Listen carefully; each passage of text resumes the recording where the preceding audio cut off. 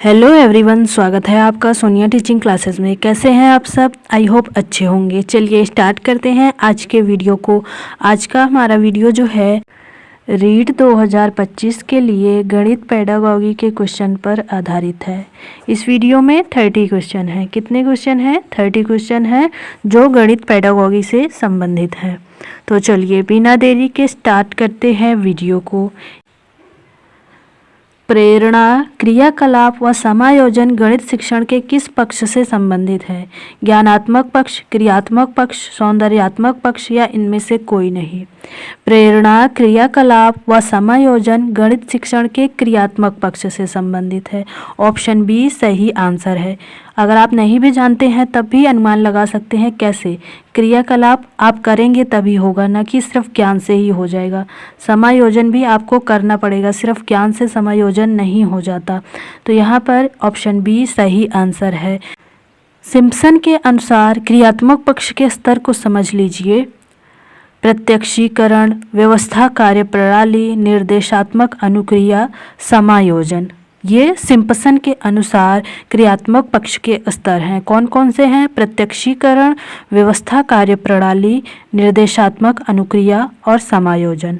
तो यहाँ पर हमारा सही आंसर है ऑप्शन बी। ध्यान रखिएगा। अगला देखिए, विद्यार्थियों में रुचियों, संवेगों तथा मनोवृत्तियों का विकास गणित शिक्षण के किस पक्ष से संबंधित है? ज्ञानात्मक पक्ष, भावात्मक पक्ष, क्रियात्मक पक्ष या इनमें से कोई नहीं?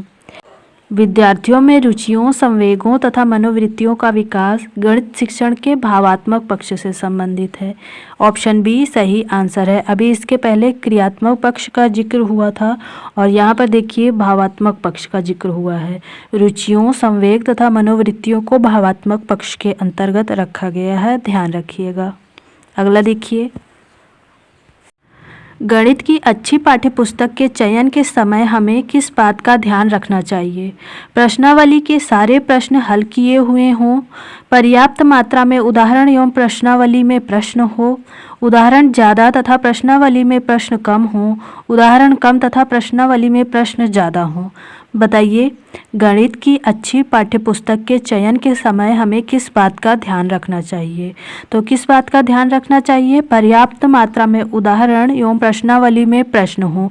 ऑप्शन बी यहाँ पर सही आंसर होगा। ध्यान रखिएगा। अगला देखिए, गणित विषय का पाठ्यक्रम में महत्व है क्योंकि विज्ञान विषयों के अध्ययन में सहायक है, तर्कात्मक सोच को विकसित करता है, व्यवहारिक जीवन में उपयोगी है या इनमें से सभी? गणित विषय का पाठ्यक्रम में महत्व है क्योंकि विज्ञान विषयों के अध्ययन में सहायक है गणित, बिल्कुल। तर्कात्मक सोच को विकसित करती है, बिल्कुल। व्यवहारिक जीवन में उपयोगी है, बिल्कुल। तो इस तरह ऑप्शन डी हमारा सही आंसर होगा। ध्यान रखिएगा। अगला देखिए, जो विद्यार्थी ज्यामिति नहीं समझ सकते इस विद्यालय में नहीं आ सकते, यह कथन किसका है? गणित पेडागॉजी में कथन बहुत ही महत्वपूर्ण होते हैं। ध्यान रखिएगा। अरस्तू का है, हर्बर्ट का है, प्लेटो का है या हैमिल्टन का है? बताइए यह कथन किसका है? तो यह कथन है प्लेटो का। ऑप्शन सी सही आंसर है। प्लेटो ने कहा है जो विद्यार्थी ज्यामिति नहीं समझ सकते इस विद्यालय में नहीं आ सकते। यह कथन प्लेटो का है। अगला देखिए, गणित की पाठ्यपुस्तक में विषय वस्तु का संगठन होना चाहिए। अध्यापक के अनुसार, पाठ्यक्रम के अनुसार, विद्यार्थियों के अनुसार या इनमें से कोई नहीं? गणित की पाठ्यपुस्तक में विषय वस्तु का संगठन होना चाहिए पाठ्यक्रम के अनुसार। ऑप्शन बी सही आंसर है। ध्यान रखिएगा। अगला देखिए, भास्कर की लीलावती पुस्तक का अंग्रेजी में अनुवाद किसने किया? जेम्स टेलर ने, मार्क टेलर ने, ए.एल. वाभव ने या इनमें से कोई नहीं? भास्कर की लीलावती पुस्तक का अंग्रेजी में अनुवाद किया है जेम्स टेलर ने। ऑप्शन ए सही आंसर है। इम्पॉर्टेंट क्वेश्चन है, ध्यान रखिएगा। कई बार पूछा जा चुका है तो रिपीट होने की संभावना ज़्यादा है। अगला देखिए, गणित सभ्यता का दर्पण है, यह कथन गणित के किस मूल्य से संबंधित है? सांस्कृतिक से, अनुशासन संबंधी से, सामाजिक से या उपरोक्त सभी से? गणित सभ्यता का दर्पण है, यह कथन गणित के किस मूल्य से संबंधित है? तो यहाँ पर जितने भी ऑप्शन दिए गए हैं सभी से संबंधित है, इसलिए उपरोक्त सभी ऑप्शन डी सही आंसर होगा, ध्यान रखिएगा। अगला देखिए, गणित की पाठ्यपुस्तक में विषय वस्तु को विकसित करना चाहिए। अभ्यास के क्रम में, तार्किक क्रम में, समस्यात्मक क्रम में या इनमें से सभी? बताइए। गणित की पाठ्यपुस्तक में विषय वस्तु को विकसित करना चाहिए तार्किक क्रम में। ऑप्शन बी सही आंसर है, ध्यान रखिएगा। अगला देखिए। फ्रेंड्स, अगर आपको वीडियो पसंद आ रही है तो वीडियो को लाइक कीजिए, अपने दोस्तों के साथ शेयर कीजिए और चैनल को सब्सक्राइब कीजिए। और हाँ फ्रेंड्स, अगर आप लोगों को इस वीडियो की पीडीएफ चाहिए तो टेलीग्राम चैनल का लिंक मैंने डिस्क्रिप्शन में दे दिया है, आप लोग वहाँ पर ज्वाइन हो जाइए, पीडीएफ मिल जाएगी। लीलावती पुस्तक किसने लिखी? आर्यभट्ट ने, ब्रह्मगुप्त ने, रामानुजन ने और या भास्कराचार्य ने? बताइए। लीलावती पुस्तक लिखी है भास्कराचार्य ने। ऑप्शन डी सही आंसर है, ध्यान रखिएगा। अगला देखिए। सहसंबंध से दो चरों में पाए जाने वाले संयुक्त संबंध का पता चलता है, यह कथन किसने कहा है? फर्ग्यूसन ने, लेंथरॉप ने, स्किनर ने या क्राउडर ने? सहसंबंध से दो चरों में पाए जाने वाले संयुक्त संबंध का पता चलता है, यह कथन कहा है लेंथरॉप ने। ऑप्शन बी सही आंसर है, ध्यान रखिएगा। अगला देखिए। गणित की प्रकृति है तार्किक, अलंकारिक, कठिन, यह सामान्य लोगों के लिए नहीं है। बताइए गणित की प्रकृति कैसी है? तो कैसी है? तार्किक है। ऑप्शन ए सही आंसर है, ध्यान रखिएगा। अगला देखिए। गणित सभ्यता का दर्पण है, यह किसने कहा है? लॉक ने, प्लेटो ने, हागबेन ने या डाल्टन ने? बताइए। गणित सभ्यता का दर्पण है, यह कथन कहा है हॉगबेन ने। ऑप्शन सी सही आंसर है, यह कथन भी इम्पॉर्टेंट है, ध्यान रखिएगा। अगला देखिए।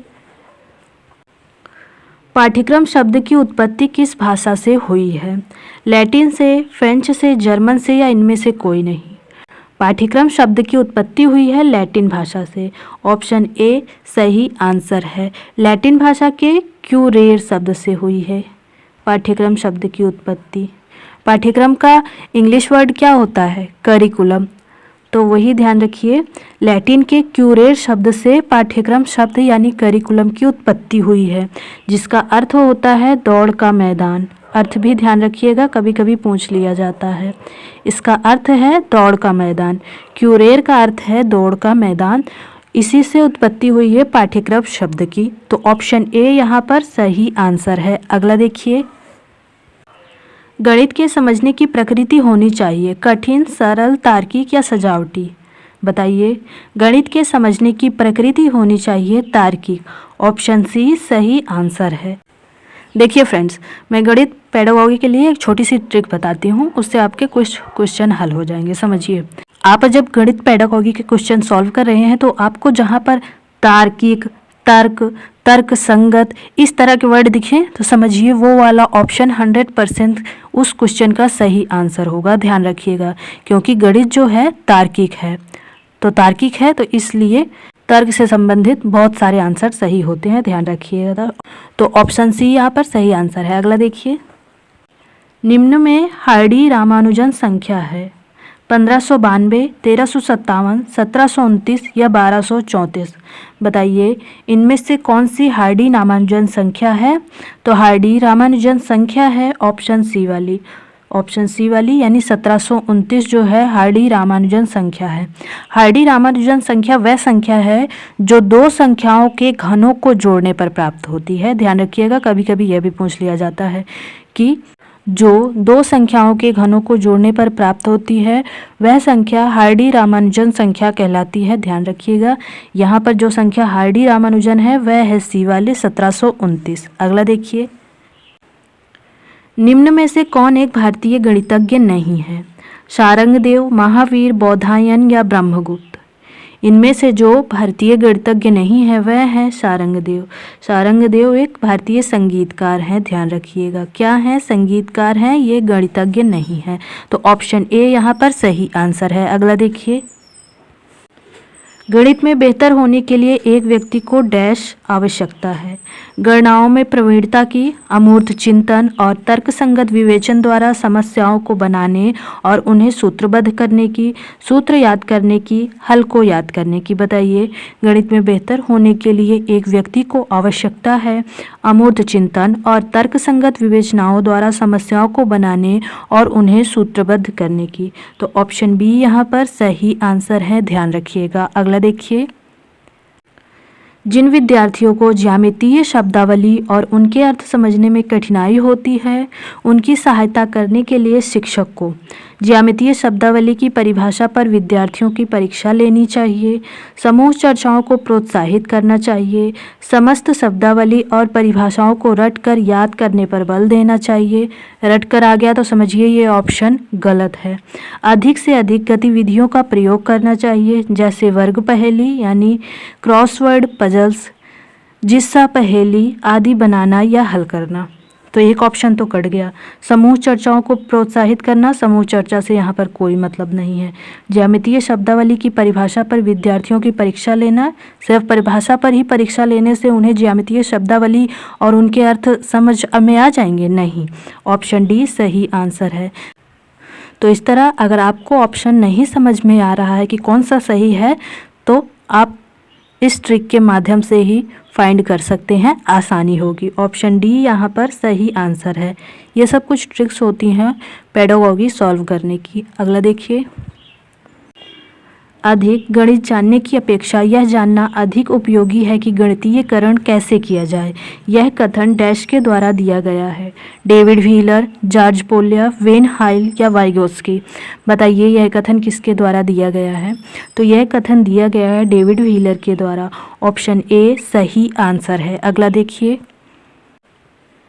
विद्यालयों में प्रसिद्ध गणितज्ञ श्रीनिवास रामानुजन के जन्म की जयंती की स्मृति पर सीबीएसई ने गेंट वीक यानी गणित सप्ताह मनाने की घोषणा की। गेंट का अर्थ है संख्यात्मक नवाचार और तकनीक में योग्यता में वृद्धि, संख्यात्मक नवाचार और प्रशिक्षण में अभिवृत्ति में वृद्धि, संख्यात्मक नवाचार और प्रशिक्षण में योग्यता में वृद्धि, संख्यात्मक नवाचार और तकनीक में अभिवृत्ति में वृद्धि। बताइए गेंट का अर्थ क्या है?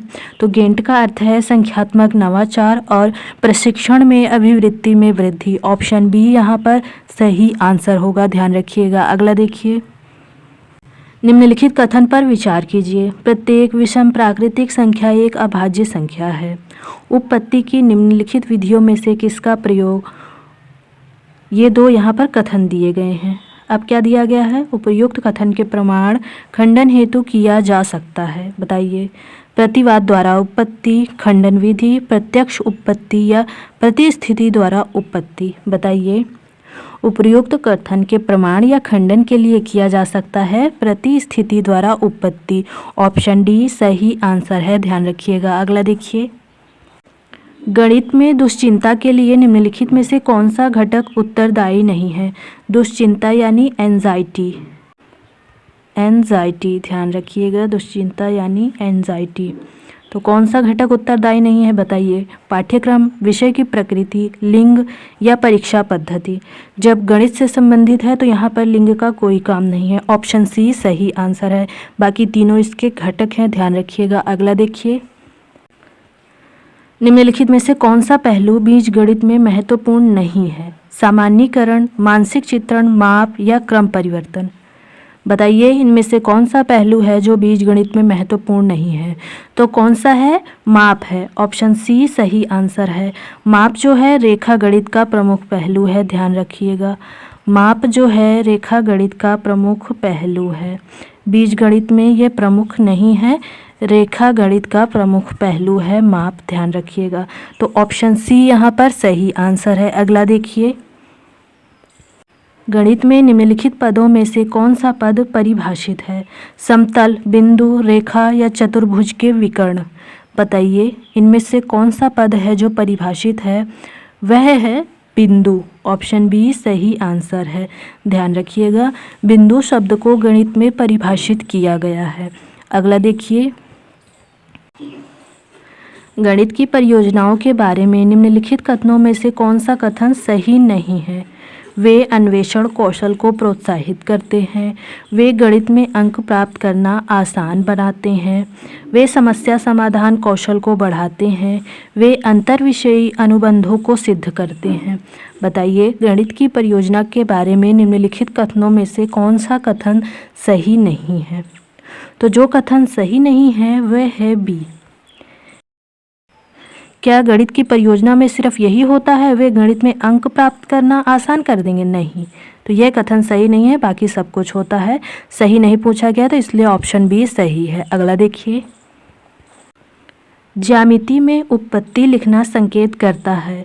द्विस्तंभीय तालिका को जिसमें अभिगृहित और निगमन है, किसी आकृति को खींचने के पद को, कथन के तर्क या औचित्य को, ज्यामितीय प्रश्न के वर्णन को। बताइए, ज्यामिति में उत्पत्ति लिखना संकेत करता है किसकी ओर? तो कथन के तर्क या औचित्य की ओर संकेत करता है। ऑप्शन बी सही आंसर है। अगला देखिए,